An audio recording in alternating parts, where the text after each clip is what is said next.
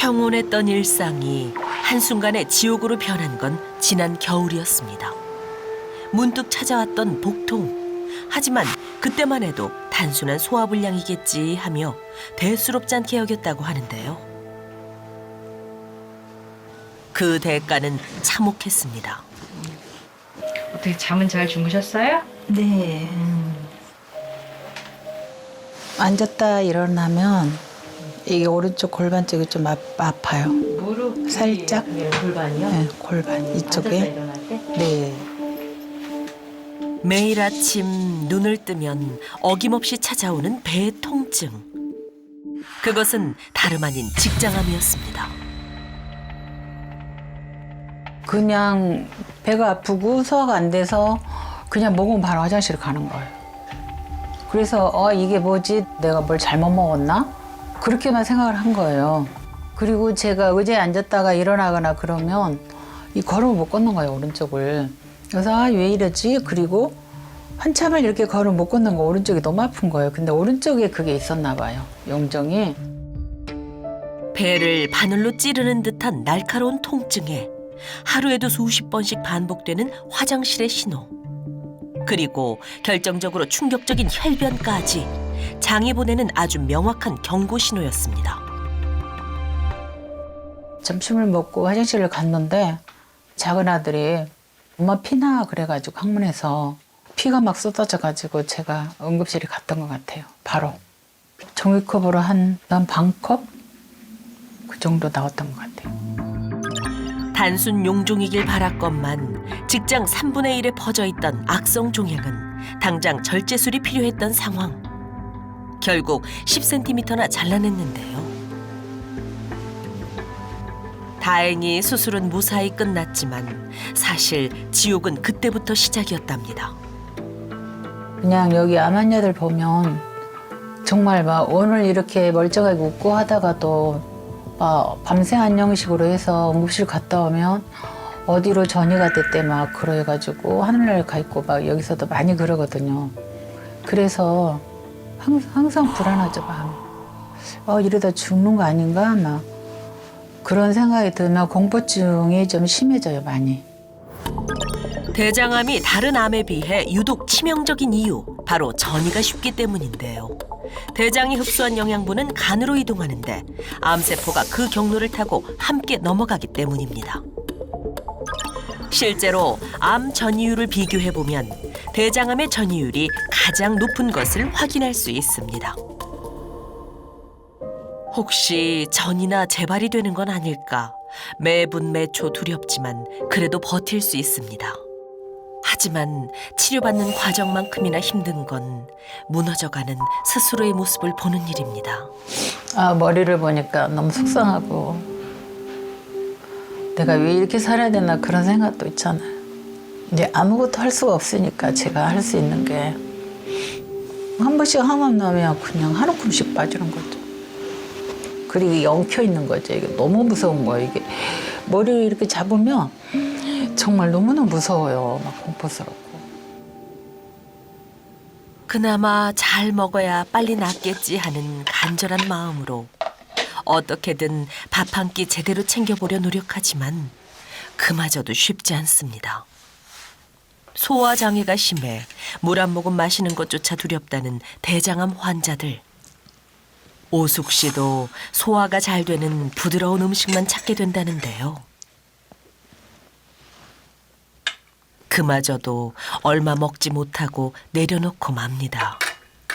빵 종류 좋아하고 떡만둣국 그런 거 좋아했던 것 같아요.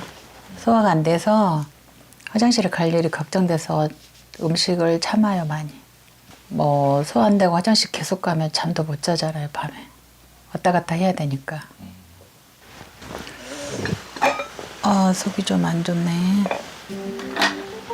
사실 그녀의 대장 건강, 나름 억울한 면이 있답니다.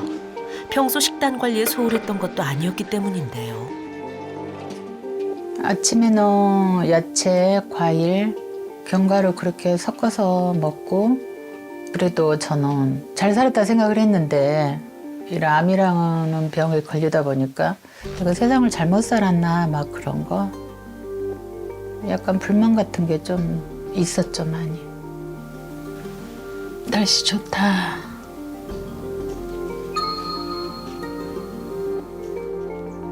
이렇게 돌아다니다 보면 배변 처리도 힘들고 혹시 저한테도 무슨 일이 있을까 봐 겁나서 많이 돌아다니기가 힘든 것 같아요. 어떻게 보면 병실이 감옥인데 저한테는 그게 안식처가 되는 거예요.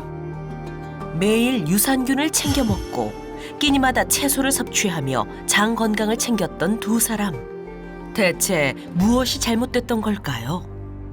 여러분, 장 건강 챙긴다고 유산균을 종류별로 가격별로 꼬박꼬박 챙겨 드시죠? 그런데 왜 내 장은 늘 말썽일까 싶으실 거예요. 그렇게 열심히 드시는 유산균, 어쩌면 여러분이 장에는 크게 도움이 안 됐을 수도 있습니다. 아니, 남들은 유산균 먹고 화장실도 잘 간다는데 무슨 소리야 싶으실 텐데 사실 그게 정답이에요. 남들에게만 효과가 있는 거예요. 내 장이 남의 장과 똑같을 거라는 착각?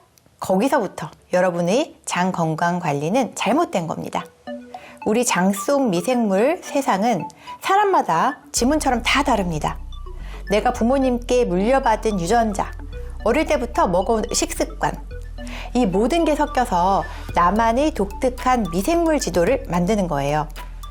장에 있는 세균의 종류가 한 400에서 500가지 정도 되는데 그 구성 비율이 사람마다 다 똑같을 수는 없겠죠. 똑같은 유산균이라도 어떤 사람 장에서는 내 집이다 하고 정착하겠지만 내 장에서는 텃세에 밀려 하루 만에 쫓겨날 수도 있다는 거예요.